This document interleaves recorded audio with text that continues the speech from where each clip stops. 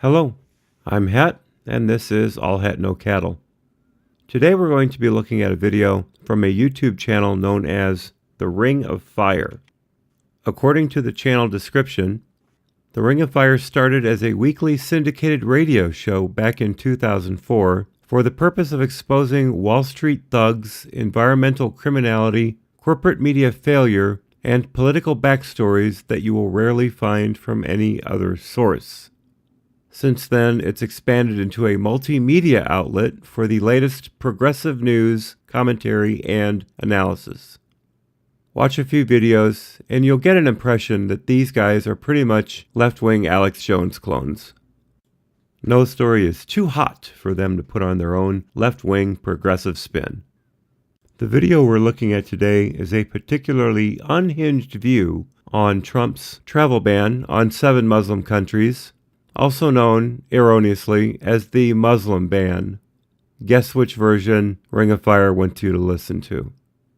The video's not long, but I'll have to pause often as there's a ton of stuff to comment on. With that said, let's get to it.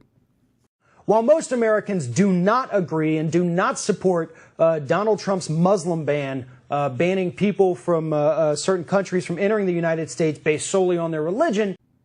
There you have it, right from the opening salvo. Mr. Cousins does not believe that the travel ban has anything to do with terrorism being sponsored by these countries. It has nothing to do with ties to radical Islam. It's got to do with the fact that they're Muslim. We hate Muslims. Therefore, we're banning Muslims from entering the country.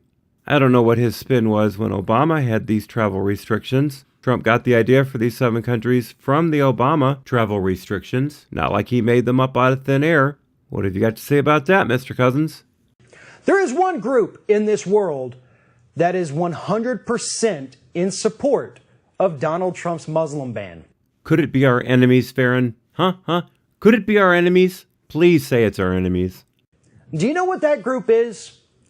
That group is the Islamic State. ISIS.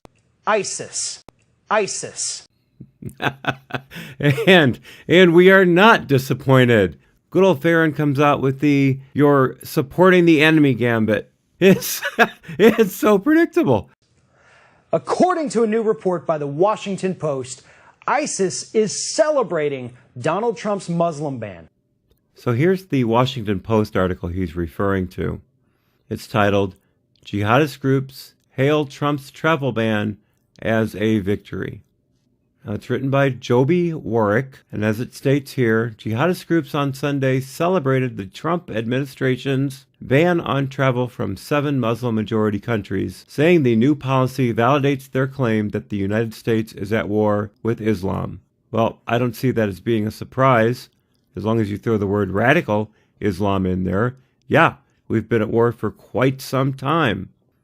Now you'll see here, it says comments posted to pro-Islamic State social media accounts predicted that President Trump's executive order would persuade American Muslims to side with the extremists.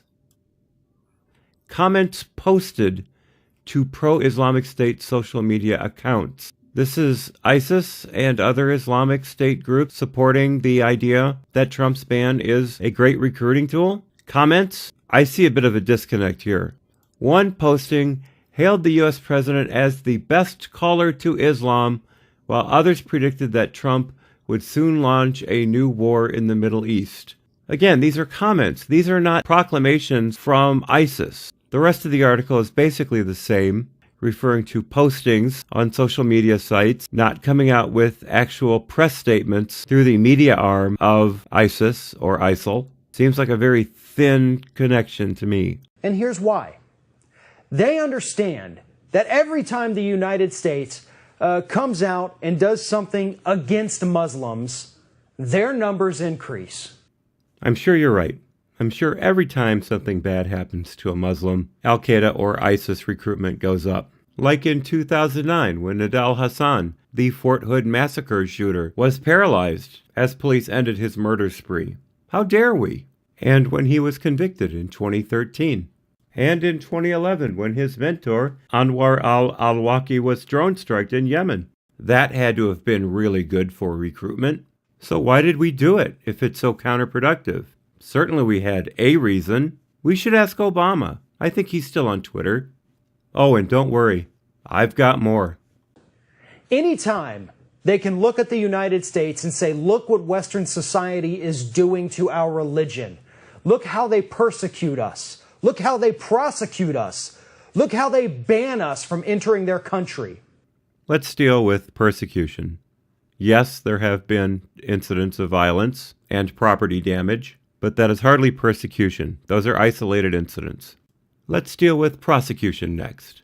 The aforementioned Nidal Hassan, he was sentenced to death, so there's a prosecution for you. There was the terror attack on the World Trade Center when the bomb went off in the parking garage. There were convictions for that. Not many recent prosecutions because they've been killing themselves afterwards or drawing the police into a gunfight, like the San Bernardino shooters.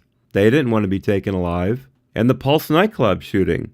Omar Mateen did not want to be taken alive after killing 49 people and wounding another 53. He didn't want to face prosecution.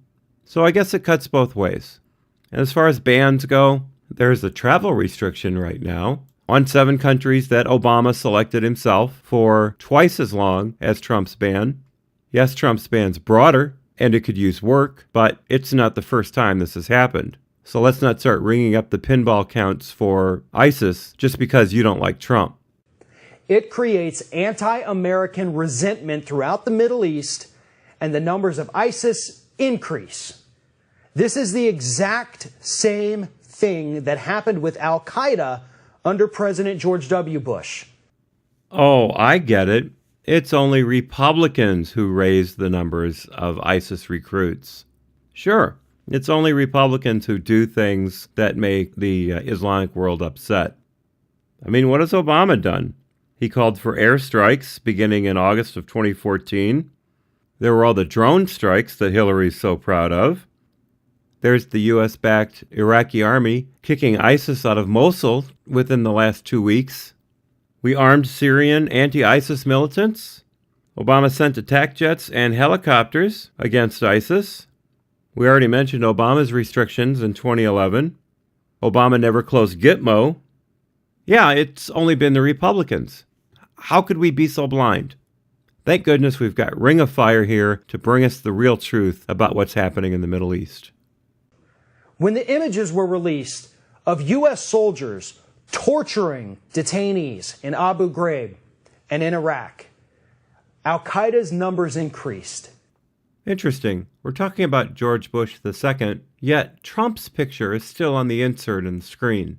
Guilt by association? And yes, Abu Ghraib was a disgrace to the American military. I'm ashamed of it. But I don't see how Abu Ghraib is any different than Obama's failure to shut down Gitmo, even after his repeated promises to do so. But we're not going to get any comparisons from our good friend here, because Gitmo didn't happen. People looked at those and thought, how dare they do this to my brothers and sisters? This isn't a war against terrorism. This is a war against Islam. And they joined Al-Qaeda. And that is exactly what is happening right now with ISIS. These were detainees, criminals. And yes, they were abused. But how do you go from detainees being abused to this is a war against Islam?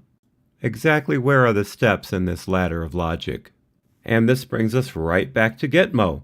Yes, it was started under President Bush, but Obama, after campaigning on closing it down, decided to keep it running after promising on several other occasions to shut it down. He was paying lip service to the liberals. He had no intention of closing it. And you keep talking about increases in Al-Qaeda and ISIS membership after these events. Can you prove that? Do you have any figures that actually show that their ranks swelled after these incidents? And can you show me how Abu Ghraib and the travel ban that's currently in effect are in any way comparable to what Obama did in 8 fucking years? Can you show me that? I don't think so. I think you're just going to sit there and make assertion after assertion and point your goddamn finger and never ever come up with something concrete. This is all conjecture on your part. It's all you fucking got. They can look at this Muslim ban and they tell people, because it's pretty obvious, this isn't about fighting terrorism. This is about this group hating you because of your religion. This is me hating your religion. Apologies to REM. How are we getting from a travel ban to hating your religion? It is about terrorism, you dumb fuck. Each country listed on this travel ban has ties to the Islamic State. They have supported the Islamic State. Also, please explain to me how exactly trying to prevent terrorists from coming into this country has anything to do with hating Islam. Personally, I do hate Islam. I think it's backwards, I think it's destructive, and I think it's antithetical to Western values. And I have that right. So shut the fuck up and pay attention to what's really going on. And if that all sounds familiar, it's because it is. That is what right-wing evangelical Christians have been saying in the United States for decades. If you haven't seen one of Devin Tracy's recent AIU videos, I highly recommend that you do. He's come up with a list of regressive talking points. It's masterful. I find it very useful. One of the points, I believe, is blame the Christians. And look who just fell right into it. It's as if he's reading a script. Oh, wait, I think he is. But yeah, it's the fault of the right-wing Christians. They're in control of the country, so, they make all the policy decisions. Yeah. It gets better. Hang on. They're claiming that they've been oppressed. And that's why they go out and do things like bomb abortion clinics, overtake a federal office building in Oregon. Okay. There have been 7 deaths due to abortion bombings since the first one happened. Omar Mateen alone killed 49 people. But somehow it's the Christians' fault. I mean, 9/11 never happened. That was only, 3,000 people, give or take. Nickels, as my wife likes to say. Just nickels. And the takeover of the federal building in Oregon, I'm assuming he meant the most recent one. It doesn't matter because both takeovers were run by people who were both heavily against the Bureau of Land Management for taking away their grazing rights and declaring their cattle illegally on those lands. They're also Mormon cultists. Mormons are not right-wing evangelicals, you stupid, stupid man. They aren't even close. If you went up to an evangelical and said to them, "Hey, I heard you guys are like the Mormons," they would cut your motherfucking head off. And if they did it at an abortion clinic, you'd be able to ring up another statistic in your favor. I say go for it. Those are right-wing evangelical Christians doing this because they believe they're being persecuted. See previous refutation. They've been claiming that for decades. The war on Christmas. Well, guess what? The United States has actually gone to war against Islam. And it's putting us all in danger. That's right, folks. We should let Al-Qaeda and then ISIS run all over the place, do whatever they want to do, because something might happen to us. Well, look what Western Europe did. They opened the floodgates for immigration. Germany, Sweden, Finland, just wide open. And what happened? Terror attacks increased. Rapes increased. Murders increased. So it looks like if you do something nice to Islam, they're still going to fuck you up the ass. So why don't we try to protect other people, make the world a little safer from these bloodthirsty psychopaths? But no. You want us to just sit quietly, let them into the country whenever they want to come in, let them bring their Bronze Age mentality into a culture that has thrived for millennia? Yeah, I see no reason why not. You are obviously the most logical man in the world. Thank you for coming to us. Anything that ISIS celebrates should be something that the United States looks at and says, we made a mistake. We do not want to make them happy. We do not want to give people another reason to go join this extremist organization. We do not want to give people a reason to take up arms against the United States. We do not want to fight the Kaiser as he takes over all of Europe. We do not want to fight Hitler as he takes over all of Europe, because that made them take up arms against us. We entered the war against Japan. Germany declared war on us. Oh shit, what have we done now? We shouldn't have done that. We should have just forgiven and forget about Pearl Harbor. So yeah, we've taken up arms against Islam, radical Islam. We've taken up arms against Al-Qaeda. Why? Because they flew 2 goddamn 767s into the World Trade Center. You goddamn fuck! Why are you protecting Islam? I'm guessing you're an atheist. So if I'm right, where's your motivation here? What makes you think Islam needs protecting after all it's done to the world? We're fighting against terrorism, you jackass. They're blowing people up almost every day. They're killing themselves. And we're trying to help stop that. I see that as noble. I see you as a pathetic, sniveling coward. Donald Trump has been tweeting out a lot recently saying we have to make America safe again. But he has done the exact opposite.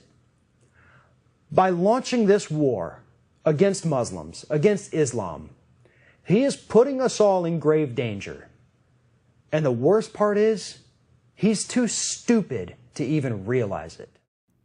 Trump imposes a travel ban on 7 countries who are known to sponsor terrorism. This is an inconvenience. You're acting like we just dropped a nuke on Tehran. You have no sense of proportion. Typical regressive. It's either all good for you, or it's fucking hell's bells, watch the sky fall. Goddamn Chicken Little is what you are. Go ahead and call Trump stupid. That's your right. But from where I'm sitting, he's got a shit ton more going on in his head than you could ever hope to. You are locked into a regressive, totally self-defeating ideology, and unless you have brain surgery, I doubt you'll ever snap out of it. Just know, I'm going to be stopping by your little channel on occasion, and I'm going to hold your fucking feet to the fire. I may be a minuscule channel, but the word's going to get out about you fucks. You're going to pick up subscriptions, and they're all going to be hates. People are going to be watching you to watch you fuck up time and time again, and I'm looking forward to being one of those people. And there you have it. I didn't think anything could piss me off more than the Ashley Judd video, but I was wrong. It just goes to show whenever you think you've seen everything, you haven't seen shit. I urge you to subscribe to Ring of Fire and do what I'm doing. Rip them to shreds every chance you get. This kind of fear-mongering cannot be allowed to stand, and I look forward to other people taking up the gauntlet alongside me. I'm going to leave off the anecdote this time, as it doesn't seem to be a popular edition. If I hear otherwise, I promise to bring it back. I've got dozens of them written down, just ready to go. I appreciate y'all coming in to watch this video. It means a lot to me. If you want to subscribe, please feel free. I do recommend, however, that you check that little bell next to the subscription bar. That'll notify you when I upload new content. I'm trying to do it more regularly, and I hope you don't miss out on things. So once again, thank you for stopping by. And as always, thank you for your attention.